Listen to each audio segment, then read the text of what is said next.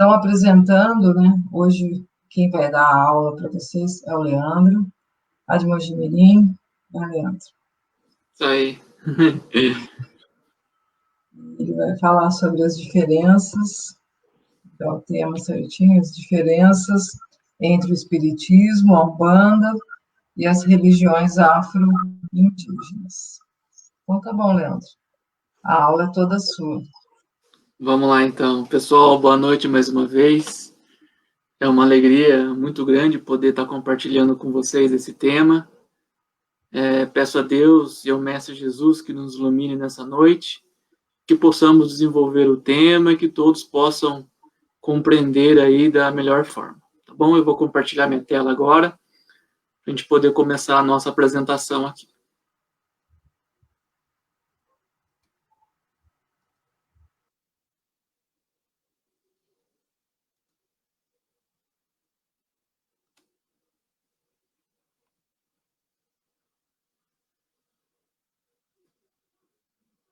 Tudo bem? Todo mundo vendo a tela compartilhada? Tudo certo?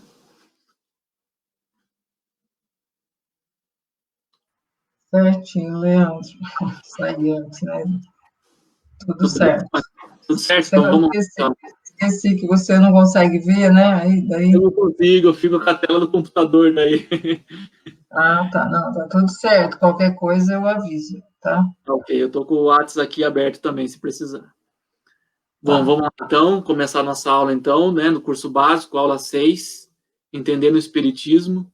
O título da aula é Diferença entre Espiritismo, Umbanda, Religiões Afro-Indígenas, tá? Então, a gente vai começar pela estrutura da nossa aula de hoje. A gente vai falar um pouco dos princípios básicos da doutrina espírita, para a gente poder fazer essa diferenciação e entender melhor. Falar da história da Umbanda tradicional, tá? Porque existem várias ramificações da Umbanda. A gente vai falar da Umbanda tradicional. Vamos falar das 7 linhas da Umbanda e dos orixás. Algumas ramificações da Umbanda, tá? Algumas que conseguimos, né, através aí dos estudos, classificar. Termologias usadas na Umbanda. Aí um pouquinho de religiões indígenas e pagelança. E o principal, né, que é o nosso motivo de hoje é fazer essa diferenciação do Espiritismo e da Umbanda e, por final, fazer a nossa conclusão, ok? Então, a gente vai iniciar pelos princípios básicos da doutrina espírita, né?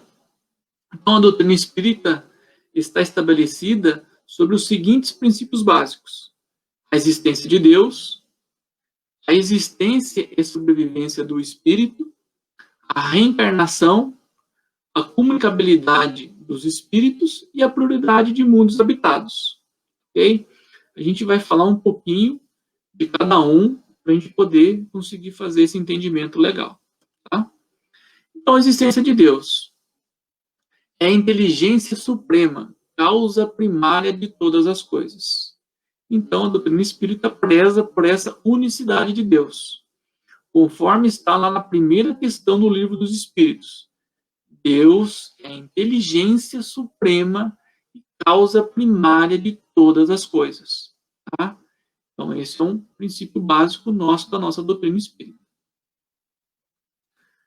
A existência e a sobrevivência do espírito, a imortalidade.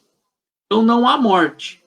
A morte física não significa que é o término da nossa vida, mas que simplesmente no mundo espiritual, né, continua. A gente chama de erraticidade, o mundo espiritual, o mundo dos espíritos.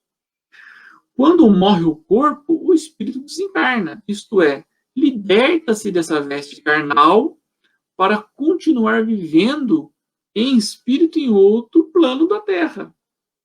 Então, é uma condição também de um princípio da nossa doutrina, que realmente é a imortalidade do espírito. O espírito é imortal. E também a reencarnação.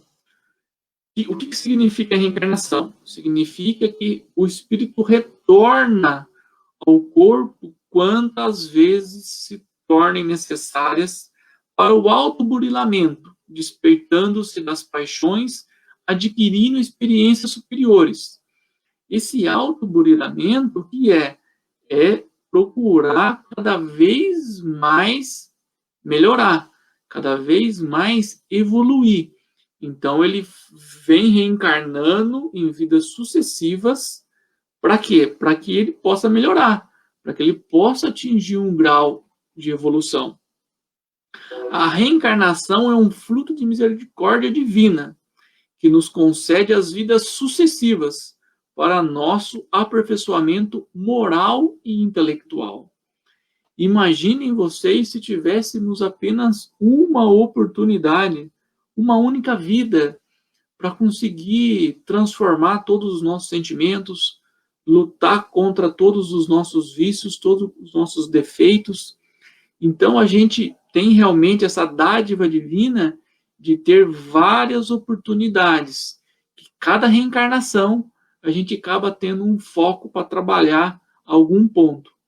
E no final a gente fala que no final de uma reencarnação, se a gente conseguir medir que a gente evoluiu 1 milímetro, a gente já pode dizer que a gente teve êxito na nossa encarnação.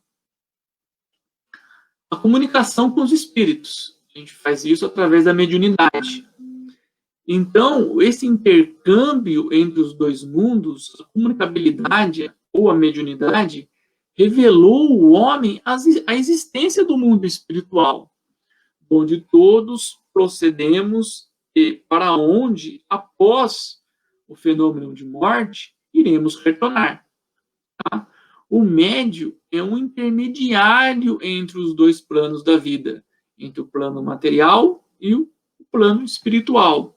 Então, o médio tem essa capacidade de fazer esse intercâmbio que a gente chama de intercâmbio mediúnico, ou seja, se comunicar com os espíritos e trazer essas informações aqui para o mundo da matéria. Também é um princípio da doutrina espírita a pluralidade dos mundos, como o Mestre Jesus nos ensinou. Na casa do meu Pai há muitas moradas.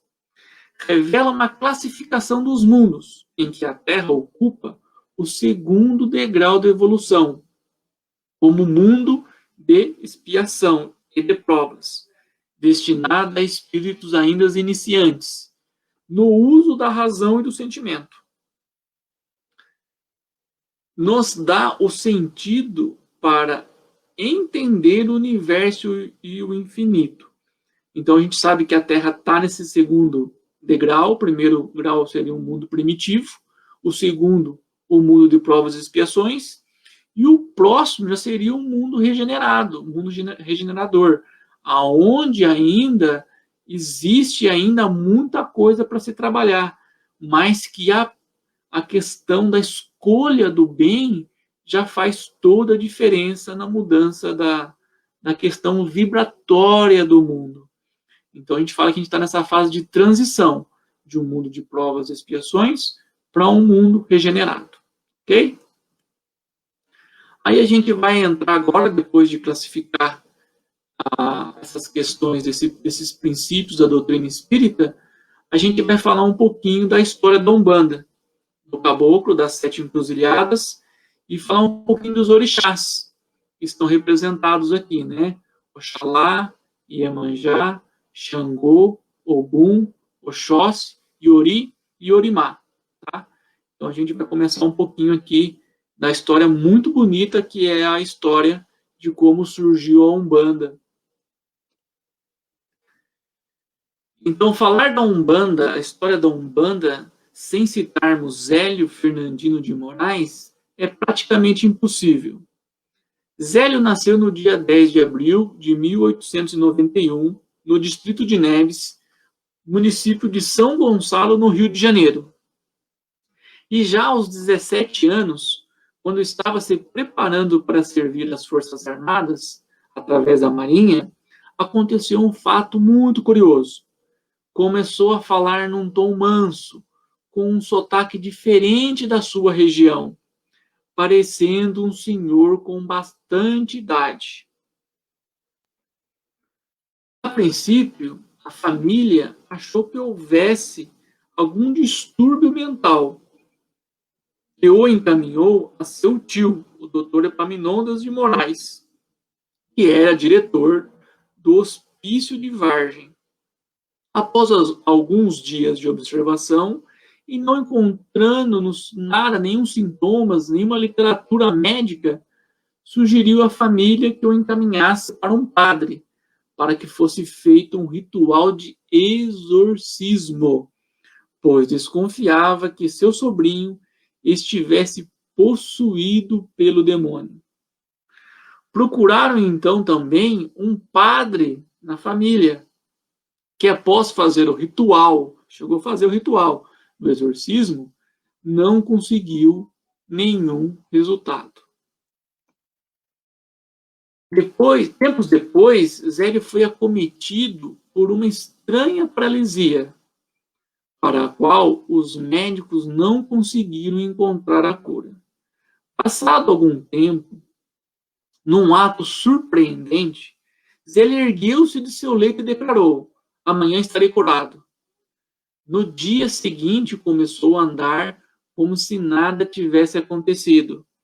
Nenhum médico soube explicar como se deu a sua recuperação.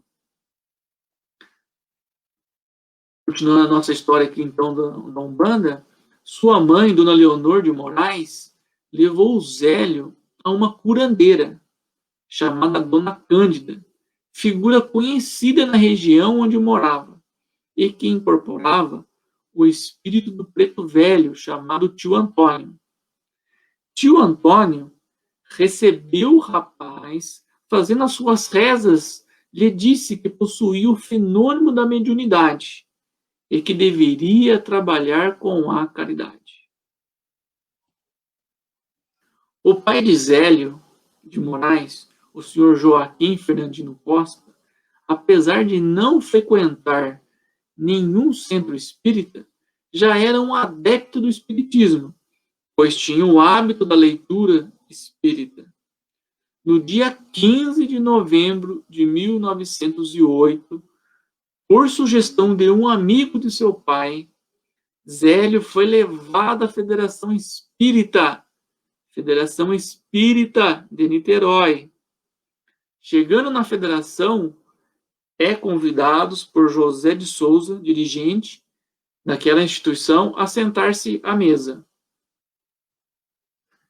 Neste momento, iniciou-se uma estranha confusão no local. Ele incorporou um espírito e, simultaneamente, diversos médiuns presentes apresentaram incorporações de caboclos e pretos velhos. Advertidos pelo dirigente do trabalho, a entidade incorporada no rapaz, em Zélio, perguntou: por que repelem a presença dos citados espíritos sem nem sequer se dignam a ouvir as suas mensagens? Seria por causa de suas origens sociais e da cor? Após um vidente ver a luz que o espírito irradiava, perguntou: por que o irmão fala nesses termos? Pretendendo que a direção aqui desta casa espírita aceite a manifestação de espíritos que, pelo grau de cultura que tiveram quando encarnados, são claramente atrasados? Por que fala deste modo, se estou vendo e me dirijo, neste momento, a um jesuíta e a sua veste branca reflete sua aura de luz? Qual é o seu nome, meu irmão? Aí o espírito incorporado, responde: se julgam atrasados os espíritos de pretos velhos, índios, devo dizer que amanhã estarei na casa deste aparelho, ou seja, na casa de Zélio, para dar início a um culto em que estes pretos e índios poderão dar a sua mensagem e, assim, cumprir a missão que o plano espiritual lhes confiou. Será uma religião que falará aos humildes, simbolizando a igualdade que deve existir entre todos os irmãos, encarnados e desencarnados. E se querem saber o nome, que seja este, Caboclo das Sete Encruzilhadas, porque não haverá caminhos fechados para mim.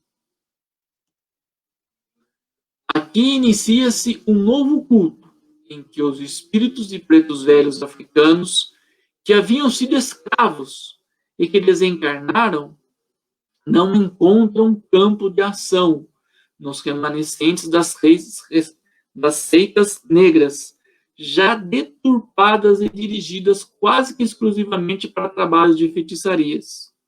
E os índios nativos da nossa terra poderão trabalhar em benefício de seus irmãos encarnados. Qualquer que seja a cor, raça, credo ou posição social. Muito importante agora, por isso que está destacado em negrito e sublinhado. A prática da caridade, no sentido do amor fraterno, será a característica principal deste culto, que tem base o Evangelho de Jesus e como Mestre Supremo Cristo.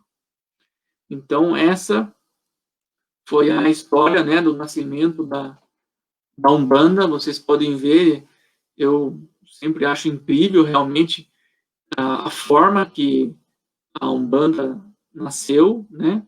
A gente pode perceber que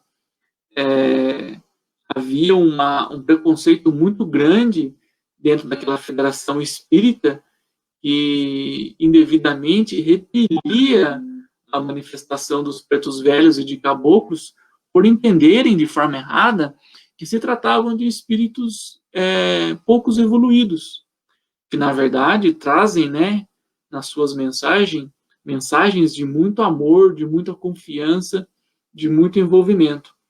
E é muito principal frisar essa questão, a gente está falando da Umbanda clássica, né, que realmente o objetivo principal do culto é a base do Evangelho de Jesus.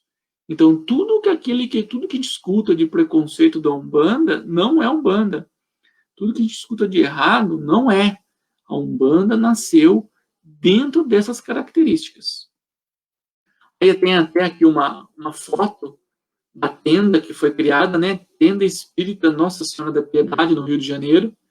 Na época que eu montei essa apresentação, já que já tem alguns aninhos, ainda existia a página do Facebook que demonstrava lá a tenda que foi criada na época do surgimento da Umbanda.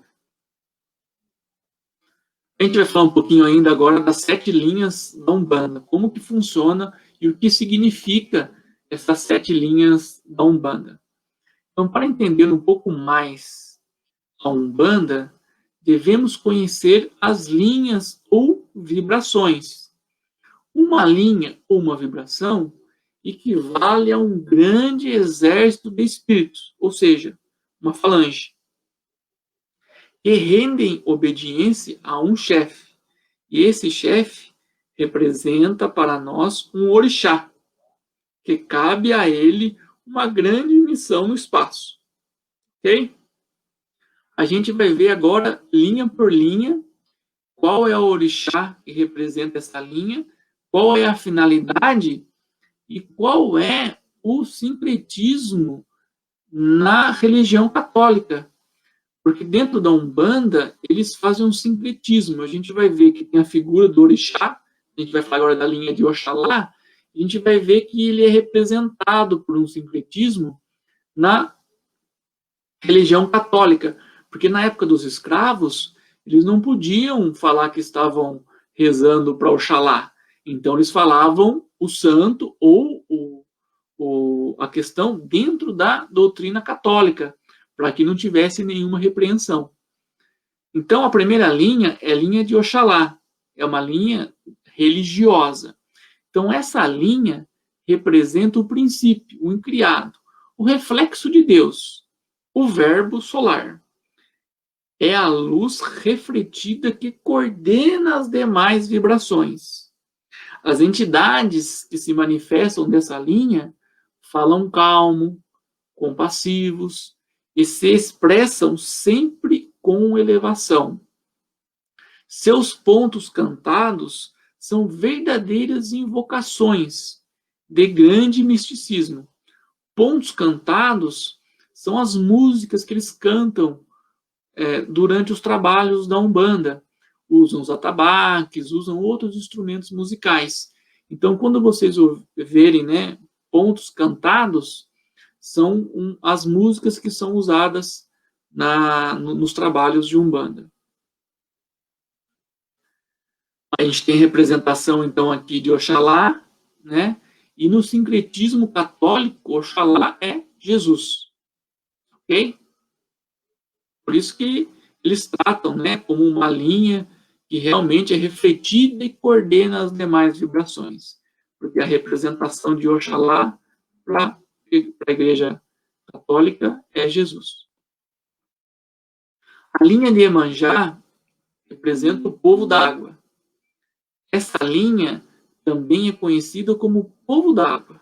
Iemanjá significa a energia geradora e a divina mãe do universo, a divina mãe da Umbanda. As entidades dessa linha gostam de trabalhar com água salgada ou com água do mar, fixando vibrações de maneira serena.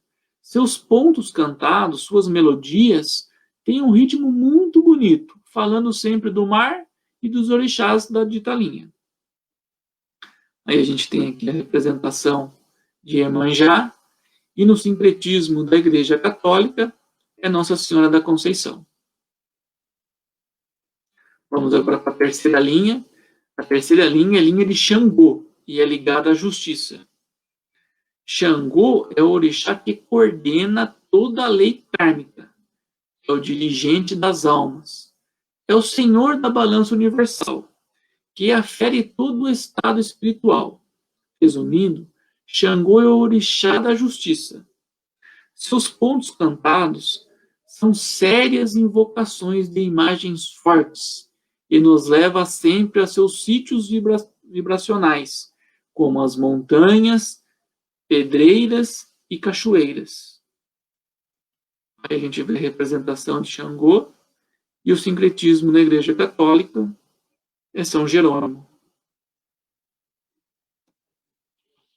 A quarta linha é a linha de Ogum, é a linha das demandas, e a vibração de Ogum é a linha das demandas da fé, das aflições, das lutas e das batalhas da vida.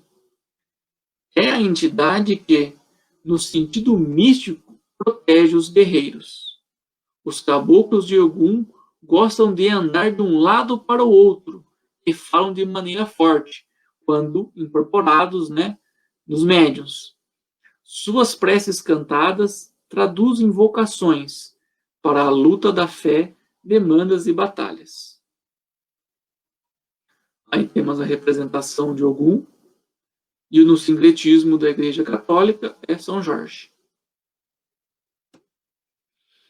A quinta linha é a linha de Oxóssi, que é a linha dos caboclos. A vibração de Oxóssi significa ação envolvente ou circular dos viventes da Terra, ou seja, o caçador de almas. Suas entidades falam de maneira serena e seus passes são calmos. Seus pontos cantados traduzem a beleza nas imagens das músicas, são invocações às forças espirituais e da natureza, principalmente nas matas. Aí temos a representação de Oxóssi e, na Igreja Católica, no sincretismo, São Sebastião. A linha de Ori, das crianças, eles classificam que essas entidades são altamente evoluídas, externam pelos seus cavalos, ou seja, pelos médios que incorporam essas entidades, maneiras e vozes infantis, às vezes de modo sereno, e às vezes um pouco mais agitadas. Quando incorporados, gostam de sentar no chão, comer coisas doces, além de brincar com carrinhos e bonecas. Seus pontos cantados são melodias alegres e algumas vezes tristes. Sem fazer nenhuma crítica, né, para nós, não se trata de entidades altamente evoluídas, porque entidades altamente evoluídas possuem condições, afazeres, obrigações muito mais importantes do que as entidades que é tratada nessa linha. Respeitamos inteiramente essa questão da Umbanda, porém aí divergimos dessa condição. Porém, como disse, respeitamos sem problema nenhum. Aí a linha de Ori, né, que são das crianças, e na Igreja Católica é representada por Cosme e Damião. A sétima linha é a linha de Orimá, dos pretos velhos. Então, essa linha é composta dos primeiros espíritos que foram ordenados a combater o mal em todas as suas manifestações. Geralmente, gostam de trabalhar e consultar sentados, fumando cachimbo, sempre numa ação de fixação e eliminação através de sua fumaça. Fixação e eliminação através da sua fumaça. Os pontos cantados nos revelam um ritmo mais compassado, melancólico, traduzindo verdadeiras preces de humildade. Aí a representação de Orimá, preto velho, e na Igreja Católica o sincretismo é São Benedito. Aí a gente vai falar um pouquinho agora das ramificações da Umbanda, tá? Essa que a gente começou a falar é a Umbanda tradicional, oriunda de Zélio Fernandino de Moraes, é a que a gente consegue realmente ter um estudo um pouco maior. Essas outras a gente só vai comentar que, só para demonstrar que existem várias outras ramificações da Umbanda. Por isso que fica difícil falar, olha, em tal rito da Umbanda faz tal coisa, tal faz tal coisa, porque existem realmente inúmeras ramificações. Aqui ele traz um exemplo de uma Umbanda popular, praticada antes de Zélio, né, conhecida como os candomblés dos caboclos. Existe também a Umbanda, o Molocô, trazida da África, né, por Tatá Tancredo da Silva Pinto, onde encontramos um misto entre o culto dos orixás e o trabalho direcionado com os guias, com os mentores espirituais. Então já é um pouco diferente da Umbanda tradicional. Aqui acho que é a mais famosa, que pelo menos aqui na nossa região, aqui no interior de São Paulo, e a gente vê muitas condições dessa, que é a famosa mesa branca, a Umbanda branca ou a Umbanda de mesa branca. Por que ela ficou bem famosa aqui? Porque ela faz uma mistura do culto da Umbanda com o espiritismo. Então, o que ela diz para a gente aqui, ó? Com um cunho espírita muito expressivo, esse tipo de Umbanda, não encontramos elementos dos orixás, nem o trabalho dos Exus e de pombagiras, ou de utilização de elementos como atabaque, né, para fazer as músicas, fumos, imagens e bebidas. Essa linha doutrinária se prende mais ao trabalho de guias com caboclos e preto velhos e crianças. Também podemos encontrar a utilização de livros espíritos como fonte doutrinária. Por isso que às vezes a pessoa fala assim, você vai na Umbanda? Não, eu vou na mesa branca. Porque a denominação mesa branca ou Umbanda branca, ela faz essa mistura de espiritismo e de culto de Umbanda. Existe também a Umbanda traçada ou Umbandomblé. Existe uma diferenciação entre Umbanda e Candomblé, mas o mesmo sacerdote ora vira para o trabalho da Umbanda, ora vira para o trabalho do Candomblé, que são coisas diferentes, mas isso acontece em sessões diferentes. Não é feito tudo ao mesmo tempo. As sessões são feitas em dias e horários diferentes. Ou seja, é o mesmo médium, né, que conduz a Umbanda e o Candomblé. Então, em dias da semana funciona com os ritos da Umbanda e em outros dias funciona com os rituais do Candomblé, que é diferente. Existe também a Umbanda esotérica. É diferenciada entre alguns segmentos oriundos de Oliveira Magno e Emmanuel Tespo, em que intitula a Umbanda como a Umbanda. É um conjunto de leis divinas. É uma Umbanda toda voltada para a parte esotérica. Então, é bem realmente diferente da tradicional. Existe também a Umbanda de Caboclos, né, onde a influência da cultura indígena brasileira, com seu foco principal nos guias conhecidos como caboclos. Ou seja, é uma Umbanda que pega só uma linha que a gente viu lá da Umbanda tradicional e monta os seus trabalhos de Umbanda em cima só dessa linha. Então fica uma Umbanda só de caboclos. A gente vai ver que acontece a mesma coisa nessa daqui, que é uma Umbanda de pretos velhos. Ou seja, é uma influência muito mais forte da cultura africana, onde podemos encontrar elementos sincréticos, né, com os cultos dos orixás, e onde o comando é feito pelos pretos velhos. Então, é uma Umbanda montada um culto, né, mais voltada para a linha dos pretos velhos. É que a gente até colocou que existem outras formas, né, mas não tem uma denominação apropriada. Se diferenciam de outras formas da Umbanda por diversos aspectos peculiares, mas que ainda não foram classificadas com o objetivo apropriado para ser colocado depois da palavra Umbanda. Como eu disse, a ramificação é muito grande. Você vê uma pessoa que participava de um terreiro de Umbanda, depois saiu, criou um outro, lá naquele dele ele passou de fazer tais rituais, começou a fazer outros, então vai criando essa ramificação que fica até difícil de classificar. Aí a gente vai falar um pouquinho das terminologias, né, usadas na Umbanda. A gente chama de abadá, que é o nome dado, né, a túnica larga de mangas compridas usadas nos terreiros pelos homens, né? Não é o abadá que corre atrás lá do trio elétrico.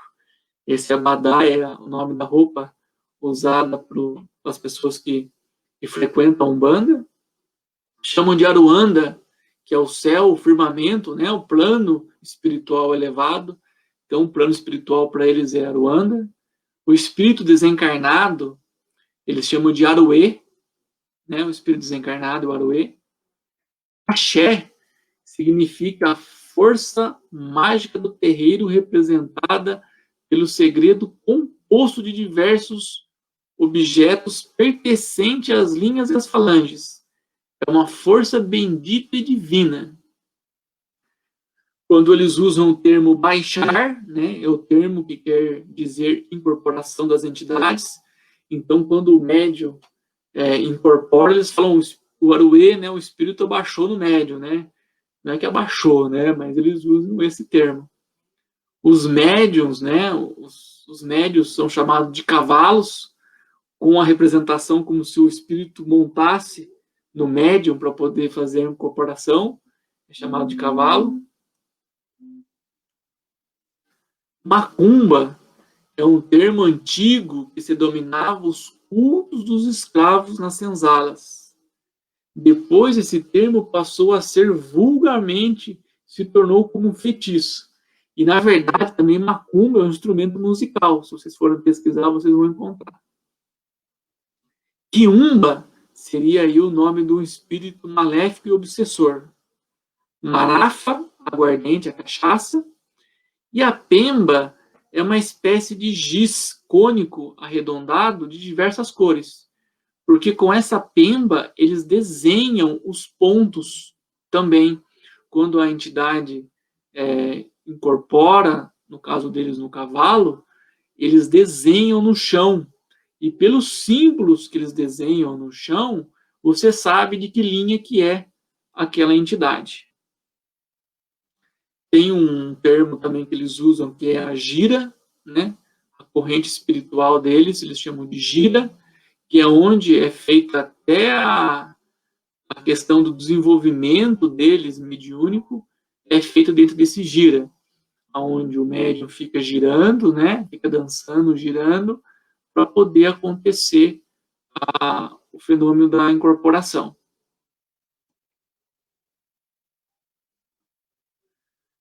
Aí temos a termologia, né, que todo mundo conhece também do Umbanda, que é Saravá, que quer dizer o que é Saravá? Saravá quer dizer, o Sa quer dizer força senhor, o Ra, reinar em movimento, e o Vá, natureza e energia. É uma saudação ubandista. Então, Saravá significa, então, a força que movimenta a natureza. Este termo é, portanto, um mantra que pode fixar ou dissipar determinada vibração. Aí a gente vai entrar agora um pouquinho aqui nas religiões indígenas. A origem das manifestações religiosas dessa sociedade provavelmente confundem-se com a própria origem deste fenômeno em todos os povos primitivos. Para o indígena, existe uma íntima ligação dele com a natureza e desta com Deus. Os indígenas ensinam que devemos cuidar e proteger a natureza, pois o homem é parte dela, assim como ela é parte do homem. Aí existem os sacerdotes médicos, os mediadores entre os espíritos e os membros da comunidade, são os xamãs, também chamados de pajés, os quais exercem a função de sacerdote e também de médicos, receitando, né, aquelas questões de uso das plantas medicinais, que a gente sabe que realmente é muito, muito benéfico. Para ser pajé ou xamã, a pessoa precisa passar por uma experiência psicológica transformadora, que a leve inteiramente para dentro de si. A gente está falando, né, da pagelança. Aí a gente vai falar das questões realmente que diferenciam o espiritismo da Umbanda. Então, na Umbanda tem culto material. É um ritual, né, que tem vestimentas, formalismo e tem funções sacerdotais. Tá? Então, existem os despachos das comidas, existem todas as questões das vestimentas, das guias e também do batismo. Sendo que na doutrina espírita não temos nenhum tipo de ritual. Na Umbanda, tem culto de imagens e altares. Como a gente viu, eles usam esse sincretismo com a religião católica e usam também esses altares dos santos para poder, né, fazer o seu culto. E também no espiritismo não temos nenhuma imagem, nenhum altar. Na Umbanda tem sinais, que são os pontos riscados. Aquilo que eu disse para vocês lá, que eles fazem com a pemba, que é um giz cônico. Então, eles quando incorporam, né, eles fazem esses desenhos, esses pontos riscados no chão, para poder classificar de que linha aquela entidade pertence. A Umbanda tem uma nomenclatura muito diferente. Chama os médiuns de cavalo e outros conforme vimos nas termologias. A Umbanda não se rege pela doutrina codificada por Allan Kardec, o Espiritismo. A Umbanda é um culto próprio, né, que a gente viu que nasceu lá no Rio de Janeiro. A doutrina espírita é diferente. Agora a gente já vai para a nossa conclusão, que a gente pode concluir, então, depois que a gente passou por essas questões. Então, concluímos que, tanto na teoria como na prática, a Umbanda e o Espiritismo são situados em campos distintos. Essa distinção não impede que haja respeito mútuo, compreensão e tolerância. Isso é muito importante para a gente, principalmente para nós que somos espíritas, né? não só a Umbanda, mas como qualquer outra religião, nós devemos respeitar, entender, compreender e ser tolerantes, né? Faz parte da nossa função. E aqui a gente deixa claro, então, com a nossa conclusão, que a Umbanda, apesar de ter as características mediúnicas de incorporação com os espíritos, o intercâmbio, ela não constitui variante em nenhuma modalidade do espiritismo. Trata-se de um ritual específico, né? Eles não são regidos pelo espiritismo, eles não seguem o Pentateuco, eles não usam o Pentateuco como base para a Umbanda. No que pese eles seguirem o Evangelho de Jesus, muitas questões do espiritismo ficam aí prejudicadas da Umbanda. Bom, eu espero que eu possa ter ajudado aí um pouco a levar para vocês essa diferença entre o espiritismo e a Umbanda e as religiões indígenas. Eu agradeço pela oportunidade. Para mim ainda é um pouco novo essa questão de falar olhando para a tela do computador. Sou muito mais adepto de poder fazer os encontros presenciais, conseguir interagir de uma forma melhor, para conseguir, né, explicar e levar. Aí depois que a gente for lá para outra sala, a gente vai ter a oportunidade de continuar. No mais, eu continuo agradecendo e pedindo que o Mestre Jesus nos continue nos iluminando aqui com a imagem de Allan Kardec, que é o codificador da doutrina espírita. E agora que perdemos, né, o preconceito com a Umbanda, por que não o Preto Velho falar para nós, Saravá? Muito obrigado mais uma vez e vamos aí em frente para as perguntas e para os nossos debates. Muito bom, muito legal a sua aula.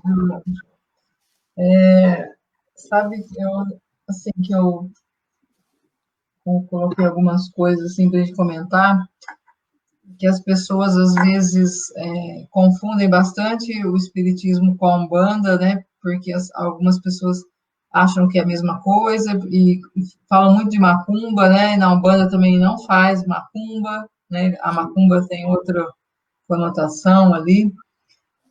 E eu acho que é interessante, assim, da mesma forma como uma pessoa, como não é uma religião instituída, que obedece ali um poder central, como em outras religiões, então, às vezes, a pessoa fica um pouco perdida. Alguém abre lá uma casa e já coloca Sim. o nome de banda, ou então abre uma casa e já coloca lá como um centro espírita. Mas, às vezes, não é um lugar tão bom, tanto um quanto o outro, porque depende muito das pessoas que estão ali, o que eles estão fazendo, como é que eles estão entendendo ali a doutrina, né, e como é que eles estão praticando. Então, acho que as pessoas precisam sempre estar olhando, vendo se é uma casa séria, como que é o trabalho, se pede dinheiro, né?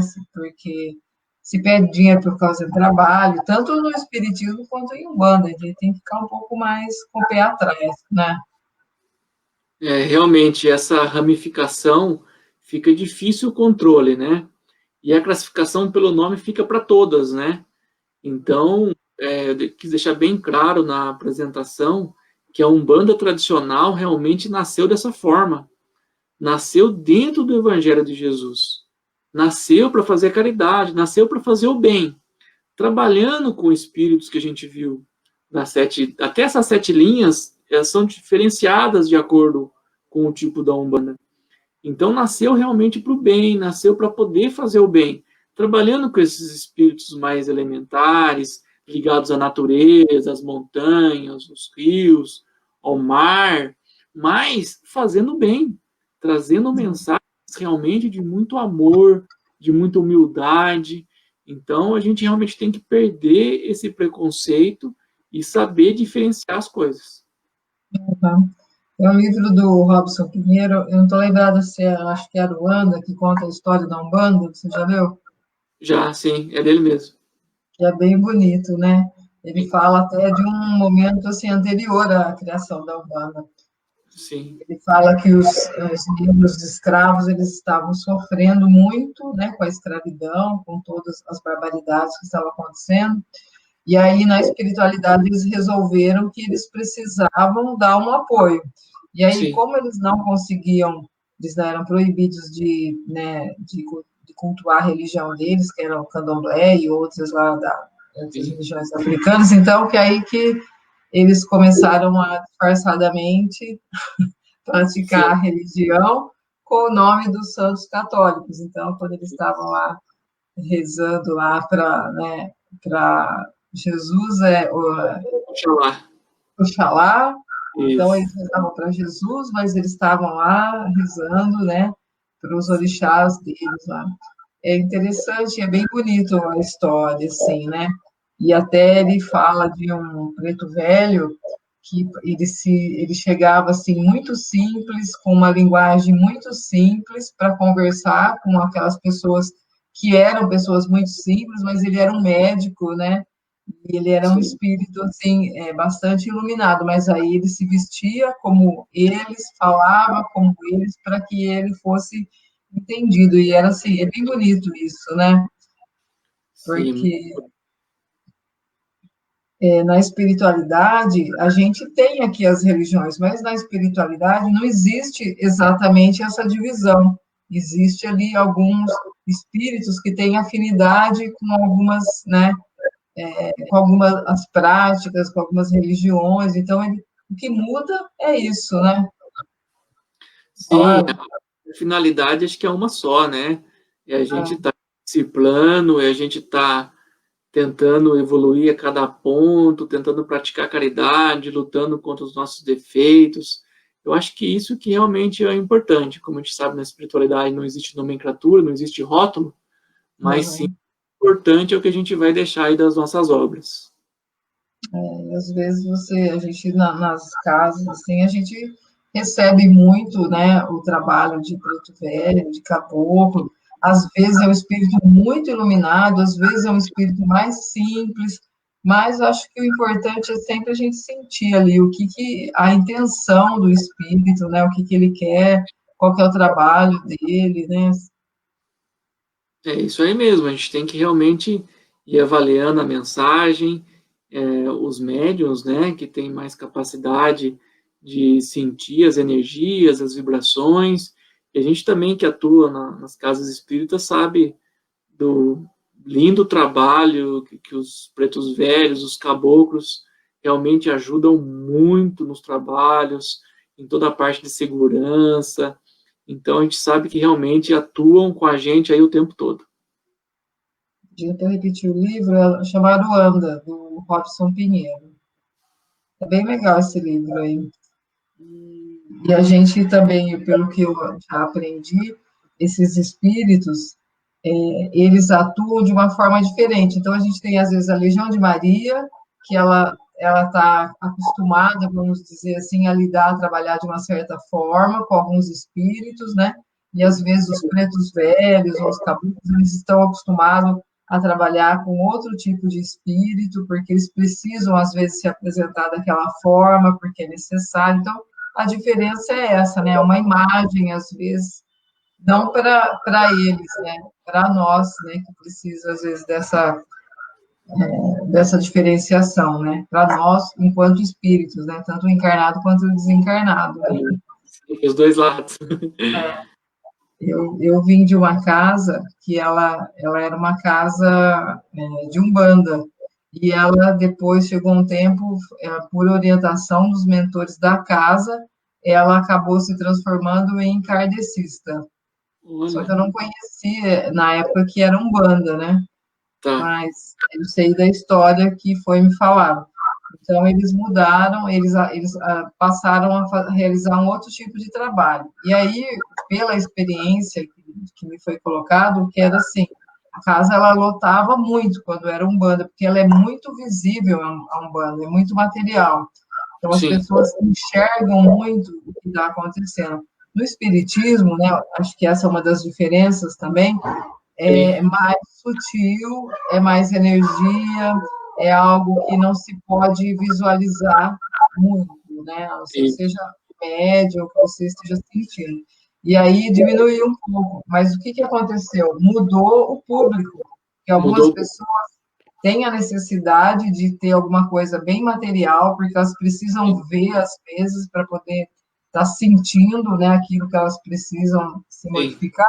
E outras pessoas já não, elas têm um pensamento, um sentimento diferente. Então, elas preferem, às vezes, uma casa espírita kardecista, né? E aí a gente vê também, eu já vi casas que estudam Allan Kardec, casas de Umbanda. Então, acho que vai chegar um momento que não vai existir mais essa separação toda, né? Sim, sim. A hora que as pessoas começarem a estudar e começarem a entender melhor as situações, acho que realmente cabe tudo dentro de uma sala só. Porque as questões que a gente fala são questões vibracionais, né? Quando você falou que mudou o público, aquele público ainda precisava da questão mais material, de ver aqueles rituais materiais acontecendo, até para poder conseguir resolver os seus problemas. Dentro já da doutrina espírita, a gente já tem uma situação mais pacífica, mais calma, e tem também muito disso, né? Ah, eu vou na Umbanda porque a Umbanda é forte. Resolver o meu problema. A gente escuta isso na casa espírita, né? A gente fala assim, aqui na casa espírita a gente acolhe, esclarece, você escuta o evangelho de Jesus, mas a gente mostra o caminho que muitas coisas dependem de você. Você precisa começar a estudar, você precisa começar a mudar a sua vibração, você precisa começar a entender como funcionam as coisas para conseguir resolver os seus problemas. E é a hora que a gente espanta as pessoas, porque as pessoas às vezes querem que os problemas sejam resolvidos só com um passe. Mas a gente faz o passe, mas a gente devagarzinho faz o quê? Vamos para a escola, vamos estudar, para a própria pessoa conseguir ter essa evolução, para a própria pessoa conseguir fazer a sua reflexão interna e começar a melhorar.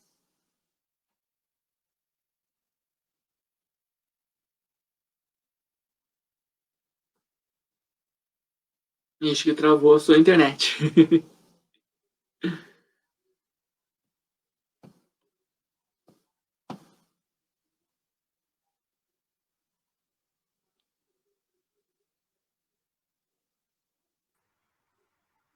Oi, Leandro, deu uma travada aí no vídeo. Voltou agora. Voltou. Mas é isso daí mesmo que você estava falando. Às vezes a pessoa ela quer que alguém resolva o problema, né? E ela demora um pouco mais para entender que ela mesma vai precisar resolver, né? Não sei como é que é lá na Umbanda, se também eles têm esses problemas, as pessoas quererem, né? Eu acredito que no final das contas sempre somos nós, né, que temos que resolver, independente de qual religião a gente vá. Bom, quer falar mais alguma coisa, Leandro? Não, acho que tá tranquilo. Depois a gente pode ir lá nos debates, lá, se tiver alguma dúvida, que a gente possa ajudar a esclarecer, eu acho que seria legal. A gente vai lá então para o Google Meet, eu pedi para o pessoal ir para lá, todo mundo, e a gente precisa realmente estar continuando lá a aula, para a gente poder estar debatendo algumas coisas, tem algumas questões que a gente está discutindo lá, tá bom? Então, vamos encerrar aqui, e aí a gente depois encerra a aula lá. Tá ótimo, então. Obrigada, Leandro, foi ótimo. Imagina. Até mais. Até mais, viu? Tchau. Tchau, tchau.